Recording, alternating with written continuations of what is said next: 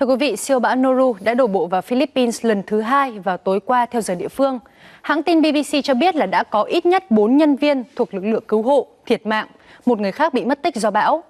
Noru là cơn bão số 16 của năm 2022, đổ bộ đầu tiên vào tỉnh Quezon, Philippines vào khoảng 5 giờ 30 phút chiều qua ở cấp độ là siêu bão.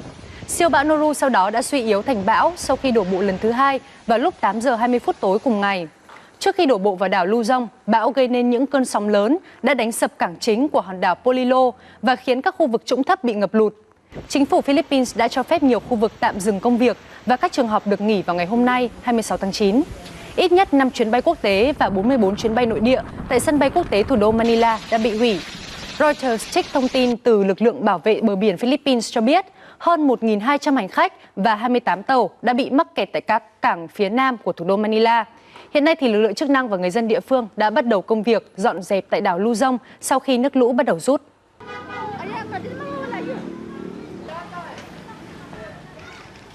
Sáng sớm nay 26 tháng 9 thì bão Noru đã vượt qua đảo Luzon của Philippines, tiến vào Biển Đông, trở thành bão số 4. Sau khi vào Biển Đông thì bão số 4 đang có diễn biến như thế nào? Chúng ta sẽ cùng cập nhật những thông tin này với biên tập viên Hương Liên. Và xin mời chị ạ. Vâng, Quỳnh Nga và thưa quý vị khán giả, sau khi ma sát với đất liền Philippines, bão đã giảm 3 cấp. Trưa nay đang ở cấp 12. Tuy nhiên, vùng biển mà bão đang hướng đến thì rất ấm, nhiệt độ cao trên 31 độ. Nên là bão sẽ nhanh chóng tăng cấp trở lại. Mạnh nhất là khi ở phía nam của huyện đảo Hoàng Sa, dự báo là cấp 13, cấp 14, giật cấp 16. Khoảng sáng thứ Tư, ngày 28 tháng 9, khi mà tâm bão sẽ đi vào khu vực Thừa Thiên Huế đến Bình Định, thì cường độ khoảng cấp 12, cấp 13, giật cấp 15. Gió mạnh trên đất liền sẽ bắt đầu từ gần sáng ngày 28 tháng 9.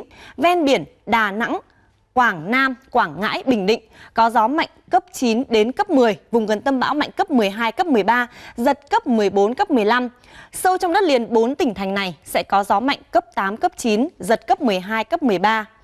Ven biển các tỉnh Quảng Trị, Thừa Thiên Huế, Phú Yên, Khánh Hòa, Ninh Thuận thì gió mạnh cấp 6 đến cấp 8, giật cấp 9 đến cấp 10.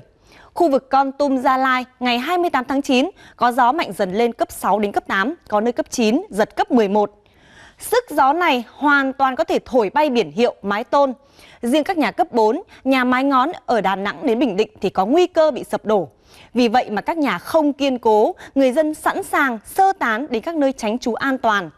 Với nhà kiên cố thì cần cắt tỉa cành cây xung quanh nhà, gia cố nhà cửa, chèn mái nhà bằng bao cát, hạ biển quảng cáo ngoài trời, hạ các cần trục tháp ở các công trình đang xây dựng. Và cuối cùng là bịt kín cửa và các khe cửa.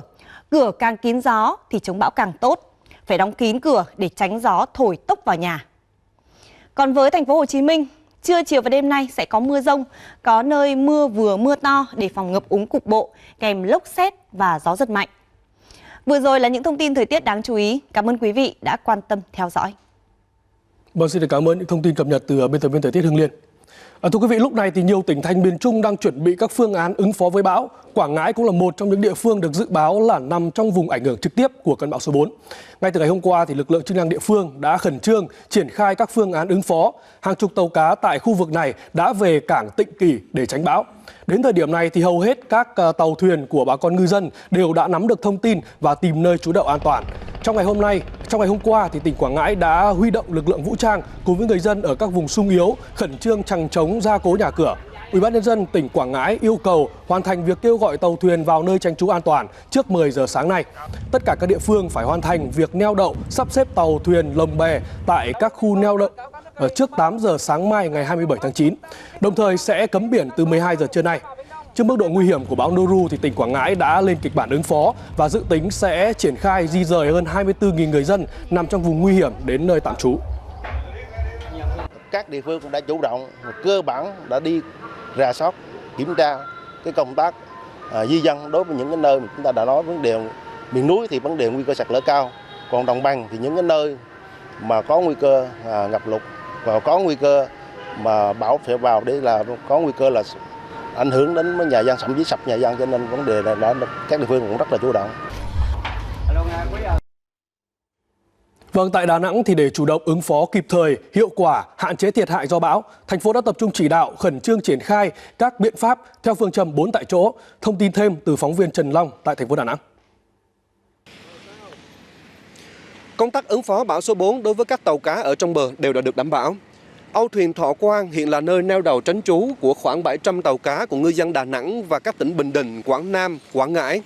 Các đơn vị chức năng đã tổ chức hướng dẫn và sắp xếp cho các tàu cá neo đậu một cách an toàn. Đến 5 giờ sáng nay, còn 22 tàu thuyền của Đà Nẵng hoạt động trên biển và đang di chuyển ra khỏi vùng nguy hiểm. Bộ đội biên phòng Đà Nẵng đã có thông báo cấm người tàu thuyền xuất bến khai thác hoạt động trên biển cho đến khi có thông báo mới. Các địa phương khẩn trương hỗ trợ người dân chằng chống nhà cửa, sẵn sàng phương án sơ tán dân sống trong các nhà không đảm bảo an toàn, đáp ứng lương thực thực phẩm và các điều kiện sinh hoạt tối thiểu cho người dân khi đến nơi sơ tán. Các công việc này hoàn thành trong ngày hôm nay, đồng thời triển khai phương án phòng chống ngập úng, đảm bảo an toàn về điện, theo dõi diễn biến của bão, thời tiết để chủ động cho học sinh, sinh viên nghỉ học.